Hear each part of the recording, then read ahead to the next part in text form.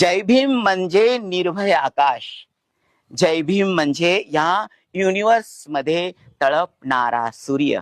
जय भीम म्हणजे हिमालयापेक्षा ज्याची उंची आहे. जय भीम म्हणजे जर अशा कित्येक उपमा जर विशेषण द्यायचे म्हटलं ना, तर माझी वाणी आणि शब्द कमी पडतील. असा दिव्य पुरुष महामानव. हो, जय भीम म्हणजे आपल्या सगळ्यांची आयडेंटिटी. जय भीम म्हणजे मी आता इथं उभा आहे ना, बोलतोय, जो माझा कॉन्फिडन्स आहे तो जय भीम आहे. जय भीम म्हणजे माझ्या बॉडीमध्ये, माझ्या शरीरामध्ये जे ब्लड आहे ना, ब्लड मध्ये ज्या पेशी आहेत ना, प्रत्येक सेल जय भीम नावाची ऊर्जा आहे. आणि मला असं वाटतं जय भीम हे कोणी पण नाही म्हणू शकत.